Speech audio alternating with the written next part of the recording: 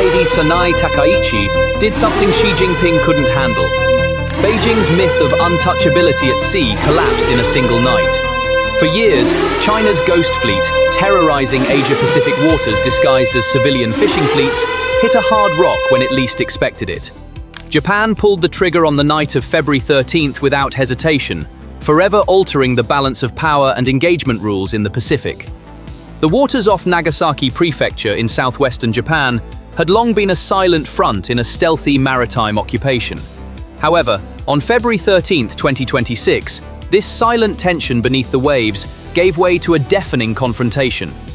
The Japan Fisheries Agency and Coast Guard units locked onto a target conducting illegal activities within the Exclusive Economic Zone, EEZ, on their radars.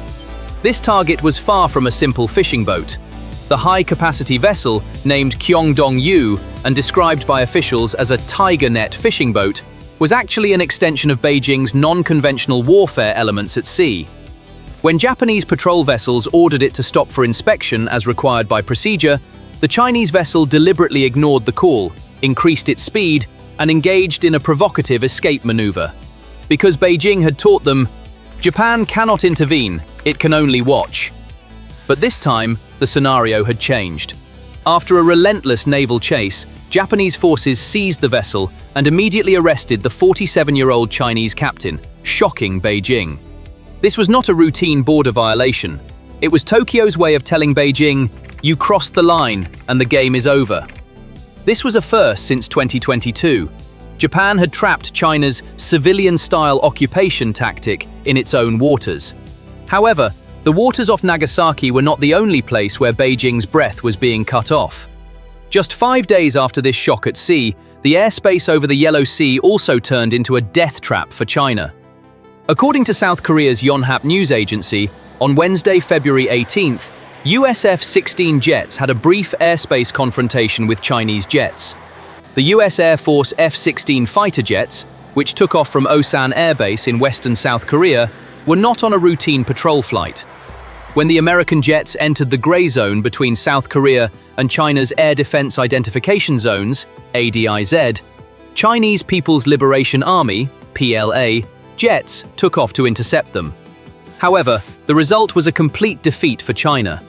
The American F-16s intercepted the Chinese jets within seconds, locked onto them, and built a military wall that gave Beijing no breathing room. Just as it paralyzed Russian bombers near Alaska, Washington's instant and aggressive interception strategy in the Yellow Sea shattered the illusion of China's airspace dominance in the region. These successive maritime and air crises, erupting within just a few days, are no coincidence. To understand the anatomy of all these events, we need to look at China's famous gray zone strategy in the Pacific. For a long time, the Beijing administration has been using civilian-looking fishing boats at sea and jets harassing borders in the air as asymmetric weapons to slowly occupy borders without triggering a military conflict. However, Japan's steel wall at sea and the US's aggressive lockdown in the air shattered China's insidious game of untouchability and harassment in just 1 week. So why did the rules of the game suddenly become so harsh, both in the air and at sea? The answer to this question lies in the leadership change in Tokyo and the rise of a new Iron Lady. For years, Japan, trapped under a pacifist constitution under the security umbrella of the US, has now broken those chains. The constitutional shackles that have militarily crippled Japan since World War II are being shattered by Prime Minister Sanai Takaichi's Thatcher-like determination. Japan's new Iron Lady, Sanai Takaichi's aggressive arms build-up doctrine, which directly targets China, has triggered unprecedented panic in Beijing corridors.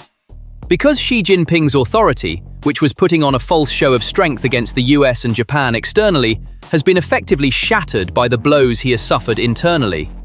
Driven into deep paranoia after the shocking coup attempt organized by his closest friend, Xi essentially declared war on his own army, purging 33 of 40 top generals and completely collapsing the command structure.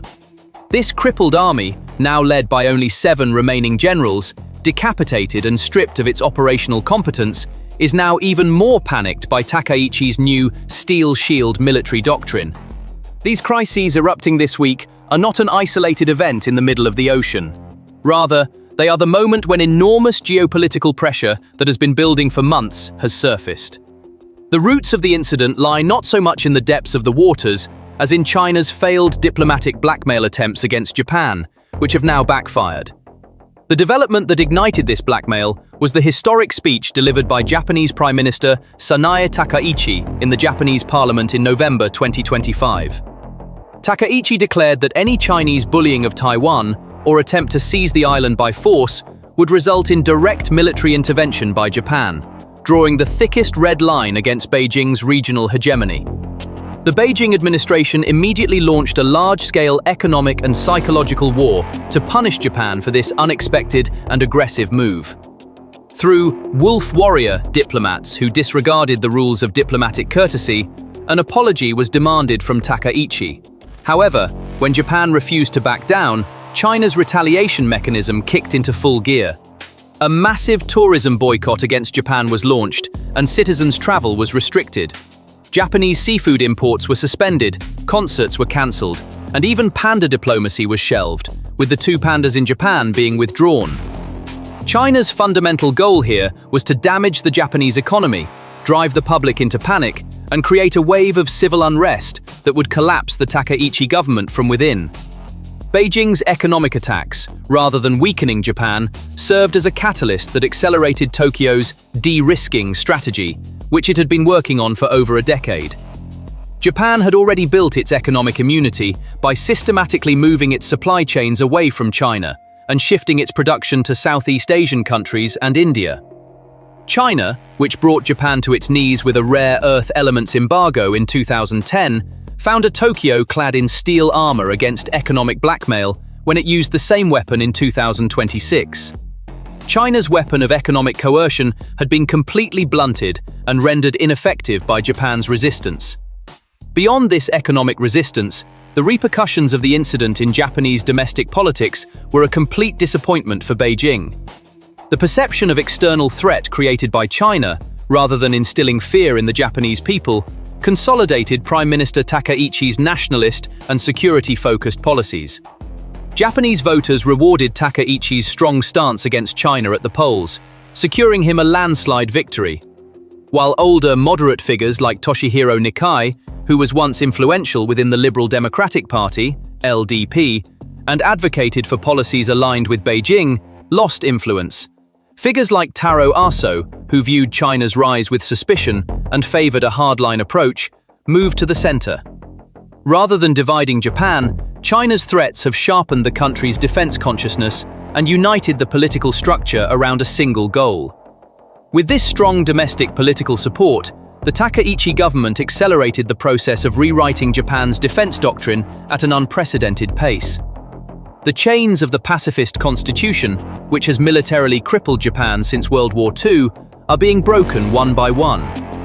The target of raising defense spending to 2% of GDP has been brought forward by 2 full years, to the end of 2026. This massive budget increase will make Japan one of the world's largest military powers, a critical move to counterbalance China's conventional superiority in East Asia. Japan is now not only an economic giant, but also a military actor with the will to shape regional security on its own initiative. China's diplomatic and economic strangulation plan, designed to isolate Taiwan and neutralize Japan, has backfired. The captain arrested in Nagasaki and the ship seized are not merely a law enforcement action in this context, but also a monument to China's collapsing strategy at sea. Beijing has awakened Japan with its own aggressive policies, accelerated Tokyo's economic and military independence, and erected an insurmountable barrier against it in the Pacific.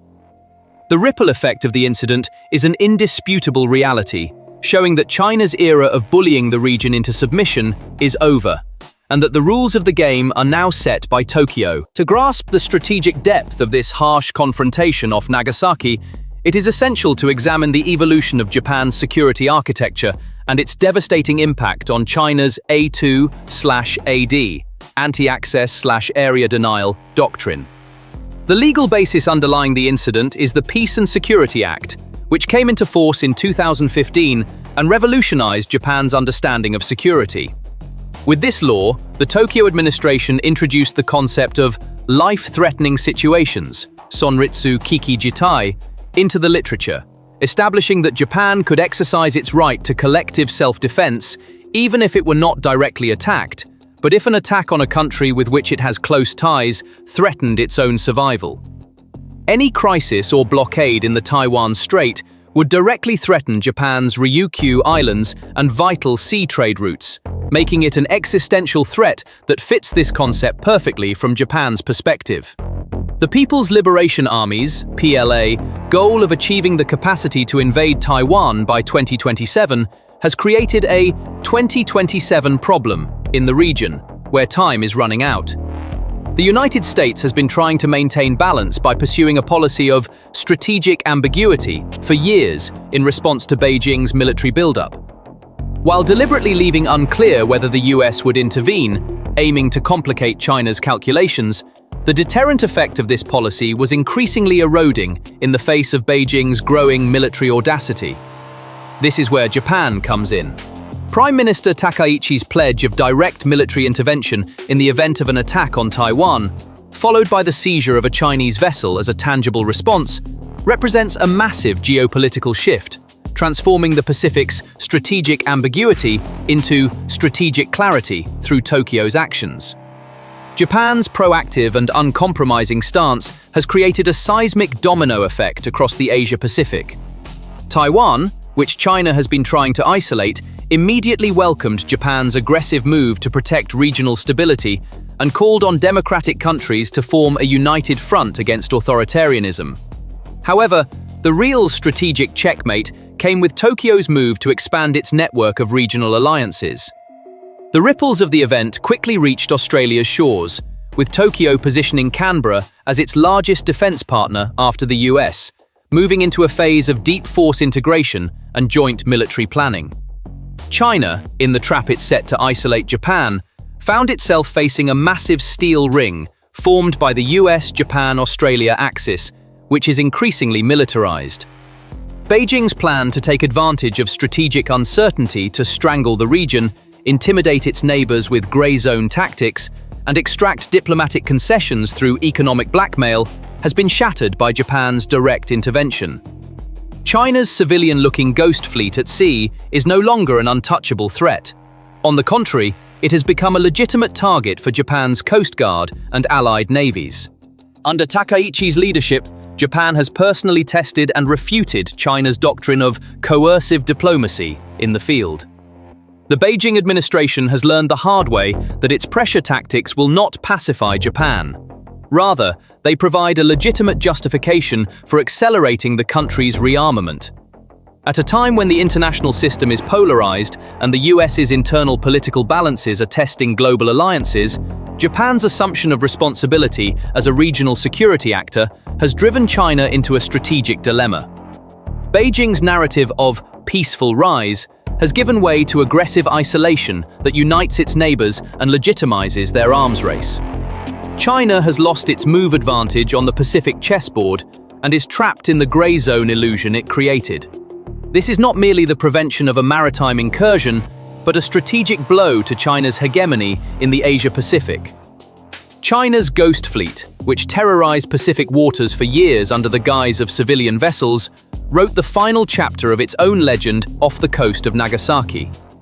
The intricate web of fear woven by Beijing through economic coercion, diplomatic threats, and gray zone tactics was wiped out overnight by Japan's resolute and uncompromising intervention. Emerging from the shadow of its pacifist constitution, Tokyo has risen to become the dominant power shaping the region's new security architecture. China, aiming to corner Japan, has become trapped under the weight of its own military and economic bullying. The chessboard in the Pacific has now been overturned, and the side rewriting the rules is, with absolute determination, the land of the rising sun. The game is over. The Red Dragon is now trapped. So, what are your thoughts on this matter? Please share your thoughts in the comments. To stay informed about PPR Global's exclusive analyses, please subscribe to our channel and remember to turn on notifications.